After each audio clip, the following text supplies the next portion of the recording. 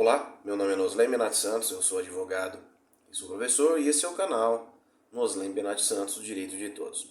Hoje eu quero falar um assunto que está bombando aí nas redes sociais relacionado ao perdão do presidente, no caso, a graça, o indulto concedido ao deputado federal Daniel Silveira, mas não é exatamente a respeito do perdão, da graça concedida pelo presidente, mas sim ao que aconteceu com a defesa técnica, a defesa do advogado do Daniel Silveira junto ao STF.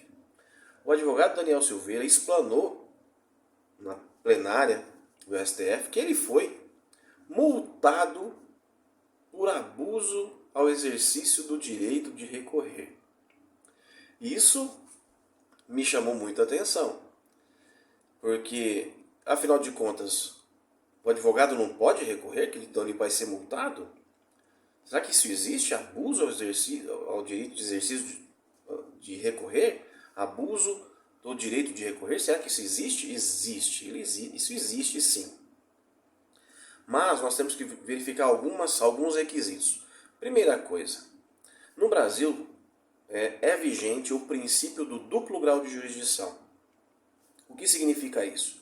Quando um juiz ou um grupo de juízes dá uma decisão, essa decisão pode ser reformada por um outro grupo de juízes. Isso nós chamamos de duplo grau de jurisdição. Então, no processo penal, no direito penal, no processo penal, alguém está sendo processado por algum crime que estão alegando que a pessoa cometeu. Essa pessoa faz a sua defesa e recebe uma pena, é condenada, a sentença é condenatória.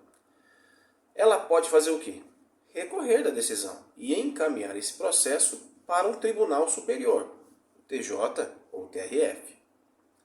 Lá, um grupo de juízes analisará a sentença daquele único juiz, daquela determinada cidade, e vai manter essa sentença ou vai reformá-la. Se acontecer dela não for reformada, ou seja, se ela for mantida, o advogado pode recorrer aos tribunais superiores, STJ e STF.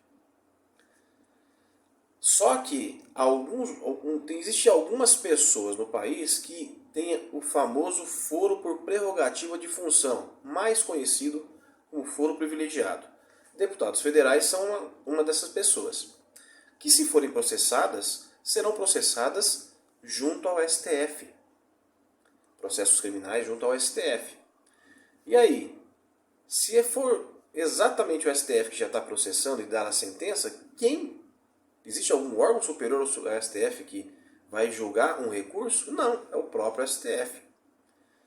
E pode o advogado, então, pode recorrer? Pode. Por isso que me chamou tanto a atenção o advogado ser multado por abuso do direito de recorrer. Afinal de contas, o que é abuso ao direito de recorrer? Eu busquei na internet, uma matéria de um doutor chamado Paulo Henrique dos Santos Lucon. Muito interessante. Ele apresentou as seguintes informações. O abuso do direito de recorrer, espécie do gênero abuso do direito processual, constitui forma qualificada de inadmissibilidade do recurso que acarreta ao recorrente não só a privação do reexame do ato judicial impugnado, como a sujeição à multa ou a condenação em perdas e danos que o juiz ou tribunal lhe imponha, por considerá-lo litigante de má-fé.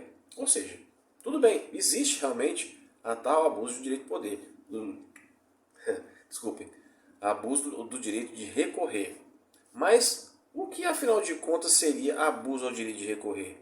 De acordo com esse autor, ele falou assim, para o recurso abusivo inserir-se na chamada emulação, modalidade de abuso do direito processual, no qual se evidencia a prática dos atos, sem utilidade e com o propósito de causar dano a outrem por despeito ou represália. Ou seja, seria um ato sem utilidade.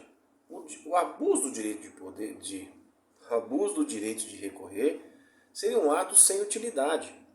Para impetrar uma multa, uma sanção a alguém por abuso do direito de recorrer, aquele ato praticado pela defesa técnica não pode ter utilidade.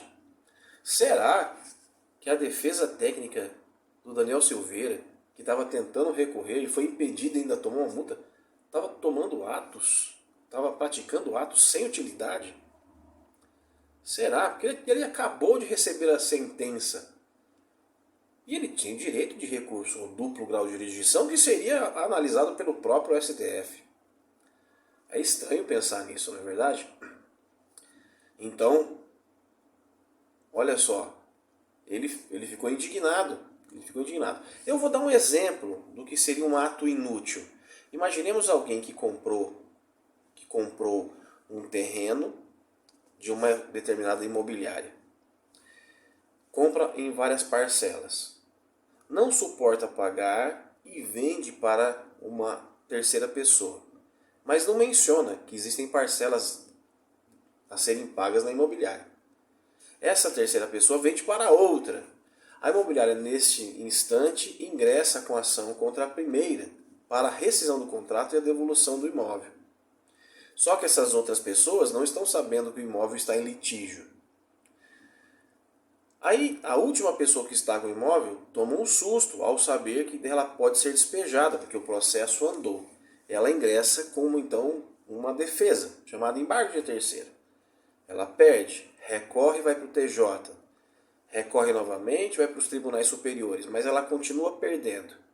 E aí, como algo assim, para tentar burlar o sistema, ela chama um parente, vou colocar um primo, e vende só no documento esse imóvel para o primo com data retroativa, para que o primo possa então ele ingressar com embargos de terceira. Esse ato é um ato inútil, de má fé, entende? Isso é abuso ao direito de recorrer. Seriam atos inúteis. Por quê? Porque o imóvel pertence à imobiliária. E ela tem todo o direito de ter o imóvel de volta, uma vez que ele não foi devidamente pago. Tá ok? Eu não sei se o advogado Daniel Silveira fez tantos atos que os últimos atos, de repente, foram atos inúteis. Será? Se você gostou desse vídeo, inscreva-se no canal, deixe o seu joinha e, se Deus quiser, nos veremos nos próximos vídeos. Abraço a todos.